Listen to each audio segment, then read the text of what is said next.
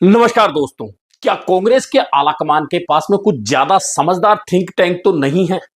क्या कांग्रेस आलाकमान उन थिंक टैंक के भरोसे क्या कांग्रेस को एक एक करके खत्म करने का प्रयास तो नहीं कर रहा है? और यह बात कई सालों से चल रही है। इनके नतीजों के रूप में कांग्रेस लगातार 3 लोकसभा चुनाव में बड़ी मुश्किल से 100 सीटों तक पहुंची है, जो कांग्रेस कभी 415 सीटों पर लोकसभा में राज किया करती थी। लेकिन इसके बावजूद कांग्रेस आलाकमान है कि कुछ ना कुछ नया प्रयोग करने के लिए लगातार आगे बढ़ता रहता है और उन प्रयोगों का नतीजा कांग्रेस को हार के रूप में कई राज्यों में और लोकसभा में देखने को मिलता है। लेकिन कांग्रेस के प्रयोग हैं कि खत्म नहीं होते।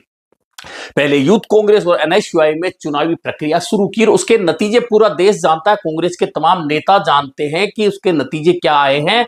और यूथ कांग्रेस एनएसयूआई जो अग्रिम संगठन हमेशा आगे बढ़कर कांग्रेस की मजबूती के लिए काम करते थे, अब इन दिनों कांग्रेस की क्या हालत है, उन अग्रिम संगठनों में आपसी राइवली कितनी बढ़ चुकी है कि खुद कोई कह नहीं सकता कि ये कभी एक जगह बैठकर कोई अच्छा निर्णय भी ले सकते हैं। अब एक नया प्रयोग जो कांग्रेस में हो रहा है, संगठन सृजन अभियान। सुनने में कितना अच्छा लगता है कि संगठन सृजन अभियान, यानी कि संगठन को सृजन करने का, यानी संगठन को बनाने का अभियान। लेकिन उसका तरीका जो है वो आप सब लोगों ने देख भी लिया होगा। जो लोग कांग्रेस की राजनीति देखते हैं, सुनते हैं, उससे जुड़े हुए हैं, उनको बहुत अच्छी तरह पता होगा कि इसके नतीजे क्या निकलने वाले हैं। दरअसल संगठन सृजन अभियान गुजरात से शुरू किया, मध्य प्रदेश में हुआ, अब प्रयोग राजस्थान में भी चल रहा है, अन्य राज्यों में भी चल रहा है। इस प्रयोग के तहत अब जिला अध्यक्ष ढूंढने की जो प्रक्रिया है, उस प्रक्रिया में संगठन सृजन अभियान को आगे किया गया है। इसके तहत बाकायदा एक एक नेता हर जिले में लगाए गए हैं, दूसरे राज्यों के वे जा रहे हैं और जिला अध्यक्ष ढूंढ रहे हैं। अब इस संगठन सृजन अभियान में चलाने में कोई परेशानी नहीं है। कोई भी पार्टी कोई भी अभियान अपने अंदर चला सकती है, वह प्रयोग कर सकती है। लेकिन ये प्रयोग के तरीके अगर पार्टी को खत्म कर रहे हो, उसके बावजूद अगर कांग्रेस लगातार ऐसे प्रयोग कर रही हो, तो फिर ये कहा जा सकता है। दरअसल संगठन सृजन अभियान को लेकर कहा जा रहा है कि इसके तहत जो जिलों में नेता भेजे गए हैं, वे जिला अध्यक्ष के लिए जो भी दावेदार हैं उनसे चर्चा कर रहे हैं, अग्रिम संगठनों से चर्चा कर रहे हैं, अन्य लोगों से चर्चा कर रहे हैं, स्वयंसेवी संगठनों से चर्चा कर रहे हैं, व्यापारियों से चर्चा कर रहे हैं, पत्रकारों से चर्चा कर रहे हैं। उस चर्चा के आधार पर ढूंढकर 6 नामों का एक पैनल कांग्रेस आलाकमान को देंगे और कांग्रेस आलाकमान उसके बाद में उस पर निर्णय करेगा। और उस निर्णय के लिए कहा जा रहा है कि किसी भी बड़े नेता की सिफारिश, सांसद की सिफारिश, विधायक की सिफारिश या अन्य नेताओं की सिफारिश नहीं चलेगी। अब सवाल यह उठता है कि कांग्रेस आलाकमान में क्या इतनी हिम्मत है कि वह जिलों में जमे हुए नेता के खिलाफ जाकर कोई फैसला कर ले, जिला अध्यक्ष बना दे? तो क्या वे नेता उस जिला अध्यक्ष को चलने देंगे? और नहीं चलने देंगे तो क्या उस नेता के खिलाफ कांग्रेस आलाकमान कुछ कर पाएगा? सबसे बड़ा सवाल यह है। दरअसल ये जो प्रक्रिया है, उस प्रक्रिया में एक एक जिले में जिला अध्यक्ष के लिए 20 से लेकर 40-45 तक के दावेदार पैदा हो गए। इतनी बड़ी संख्या में कांग्रेस में जिला अध्यक्ष बनने की लंबी लाइन लगी है।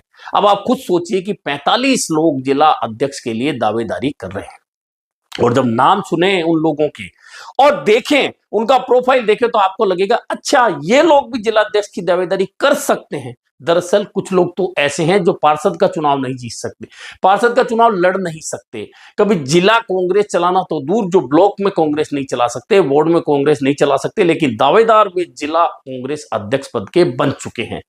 और जितने चुनाव लड़ने वाले नेता हैं जो लड़ चुके हैं या जो विधायक बने हुए, सांसद बने हुए, वे भी दावेदारी कर रहे हैं, प्रधान भी दावेदारी कर रहे हैं, सरपंच भी दावेदारी कर रहे हैं, अन्य लोग भी दावेदारी कर रहे हैं, प्रदेश के जो पदाधिकारी हैं पार्टी में वे भी कर रहे हैं, जो राष्ट्रीय पदाधिकारी है वे भी कर रहे हैं, सांसद भी कर रहे हैं।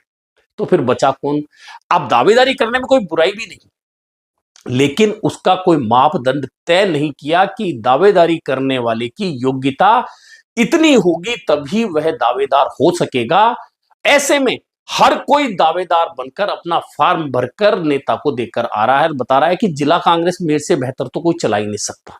खैर ये दावेदारी की बात छोड़िए, लेकिन जो मुख्य बात यह है, एक तरफ तो कहा जा रहा है कि किसी सांसद की नहीं सुनी जाएगी, किसी विधायक की नहीं सुनी जाएगी, किसी बड़े नेता की सिफारिश नहीं चलेगी, लेकिन ये जो चयन प्रक्रिया है उसमें आखिरी दौर में जब ये रिपोर्ट और ये पैनल जो जिला अध्यक्ष के बनकर जाएंगे, अब वह फैसला कैसे होगा ये सुन लीजिए। यह फैसला होगा, संगठन महासचिव केसी वेणुगोपाल बैठेंगे, उनके साथ में जिस राज्य की चर्चा होगी वहां के प्रभारी बैठेंगे। यानी कि राजस्थान की चर्चा होगी तो प्रभारी सुखजिंदर सिंह रंधावा उस चर्चा में शामिल होंगे। उस चर्चा में प्रदेश कांग्रेस के अध्यक्ष शामिल होंगे। उस चर्चा में प्रदेश के सीएलपी लीडर शामिल होंगे। यानी कि 3 वे नेता जो लगातार पार्टी को चला रहे हैं उस राज्य में वे शामिल होंगे और उसके बाद में डिस्कस के बाद में जिला अध्यक्ष का नाम तय किया जाएगा। तो अब एक बात तो वह झूठी हो गई कि किसी बड़े नेता की नहीं चलेगी, तो फिर इन 3 नेताओं को बिठाकर फैसला करने का मतलब क्या है? मतलब साफ है कि राज्य के नेताओं के साथ में इनकी जो चर्चा होती है उस चर्चा के अनुरूप ये वह नाम तय करके संगठन महासचिव केसी वेणुगोपाल के साथ होने वाली चर्चा के लिए लेकर जाएं और फिर वहां जिन नेता की जो मर्जी के लोग हैं उनका नाम फाइनल करवाकर जिला अध्यक्षों की घोषणा कर दी जाए। तो निचले लोगों को तो यह लगेगा कि दावेदारी तो हमने भी की थी, हो सकता है हमारा में कोई कमी रह गई इसलिए उसे चुन लिया गया, लेकिन असल बात यह है कि बड़े नेता जो जमे जमाए नेता हैं उनसे टकराने की हिम्मत कांग्रेस आलाकमान कभी कर ही नहीं सकता है। अब आप उदाहरण ले लीजिए राजस्थान का। क्या जोधपुर में बिना अशोक गहलोत की मर्जी के जिला कांग्रेस का अध्यक्ष पार्टी आलाकमान बना सकता है? क्या सीकर में प्रदेश कांग्रेस अध्यक्ष गोविंद सिंह डोटासरा की मर्जी के खिलाफ कोई जिला अध्यक्ष बनेगा? क्या टोंक में सचिन पायलट की मर्जी के खिलाफ कोई अध्यक्ष बनेगा? क्या अलवर में भंवर जितेंद्र की मर्जी के खिलाफ कोई जिला कांग्रेस का अध्यक्ष बनेगा? क्या बाड़मेर में हरीश चौधरी की मर्जी के खिलाफ कोई जिला अध्यक्ष बनेगा? जब नहीं बनेगा तो फिर यह संगठन सृजन अभियान के नाम पर पूरी कांग्रेस को मथने का मतलब क्या है? मतलब वही है कि जिस तरह से पार्टी ने यूथ कांग्रेस और एनएसयूआई का कैडर कांग्रेस में खत्म किया है चुनावी प्रक्रिया के तहत, शायद वही अभियान अब मुख्य कांग्रेस में शुरू हो गया है। क्योंकि एक से ज्यादा दावेदार जहां होंगे और जब उनका नंबर नहीं आएगा या उनकी पसंद का व्यक्ति जिलाध्यक्ष नहीं बनेगा तो फिर वे उसके दुश्मन कहलाएंगे, क्योंकि दावेदार का पक्ष कभी भी नहीं ले सकता जब वह सामने चयन की अंतिम प्रक्रिया से चुनकर सामने आ जाए। जैसा कि यूथ कांग्रेस और एनएसयूआई की वोटिंग प्रक्रिया में चुने जाने के बाद भी जो दुश्मनी का, जी हां, सिर्फ मनमुटाव की बात नहीं, सीधी दुश्मनी की स्थितियां बहुत सारे युवा नेताओं में आपसी पैदा हुई। और राजस्थान के चुनाव में तो आपने लाठी भाटा जंग जयपुर की सड़कों पर भी देखी थी, जब कितनी गाड़ियां तोड़ दी गई थी उसी यूथ कांग्रेस की चुनाव प्रक्रिया के तहत। तो यानी जिस प्रक्रिया में इतना क्लेश सड़कों पर चुनाव में हो जाता है, वहां इतने दावेदार पैदा करने के बाद कांग्रेस आलाकमान को फैसला तो बड़े नेताओं की मर्जी से ही करना है। अब कहते हैं कि गुजरात में यह सफल प्रयोग हुआ, तो गुजरात में कांग्रेस की स्थिति है क्या? पिछले 32 सालों से कांग्रेस गुजरात में सत्ता से बेहद दूर है। ऐसे में वहां दावेदारों की संख्या भी नगण्य है। जब कांग्रेस के पास नेता ही नहीं है तो जहां कांग्रेस है ही नहीं वहां ऐसे प्रयोग करने में कोई बुराई नहीं है, नए लोगों को ढूंढ के लाने में। मध्य प्रदेश में फैसला हुआ है, जिला अध्यक्ष बने, लेकिन जहां दिग्विजय सिंह के पुत्र जो विधायक है वे जिला अध्यक्ष बने हैं, तो आप समझ सकते हैं कि जिला अध्यक्षों का फैसला वहां कैसे हुआ होगा और राजस्थान में कैसे होने वाला है, अन्य राज्यों में कैसे होने वाला है।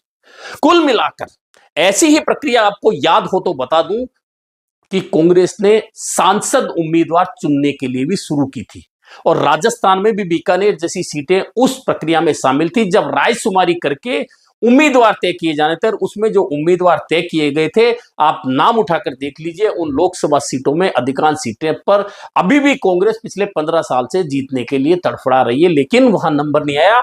ऐसा ही प्रयोग उस समय लोकसभा के उम्मीदवार तय करने के लिए कांग्रेस आलाकमान ने किया था। अब जब नतीजे उसके ऐसे थे तो अब जिलाध्यक्ष का जो नतीजा आने वाला है संगठन सृजन अभियान में, उसमें भी आपको यही देखने को मिलेगा कि या तो बड़े नेता की मर्जी से किसी को जिला अध्यक्ष बनाया जाएगा और अगर नहीं बनाया जाएगा तो तय मान के चलिए उस जिला अध्यक्ष की नाकों में नकेल वही बड़े नेता डाल देंगे और उन्हें काम नहीं करने देंगे और आखिरकार नतीजा यह होगा कि उस जिले की जिला कांग्रेस क्षीण हो जाएगी, कमजोर हो जाएगी। नतीजा भुगतना पार्टी को चुनाव के समय पड़ेगा।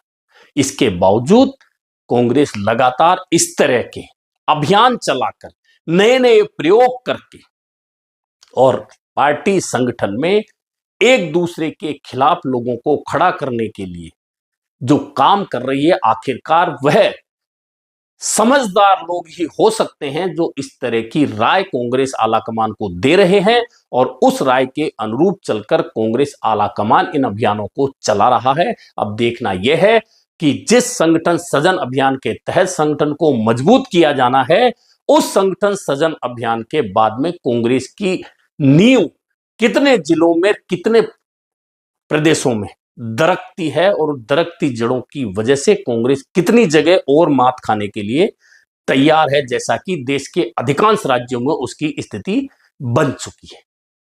अभी के लिए इतना ही, फिर मिलेंगे नए मुद्दे पर चर्चा के साथ।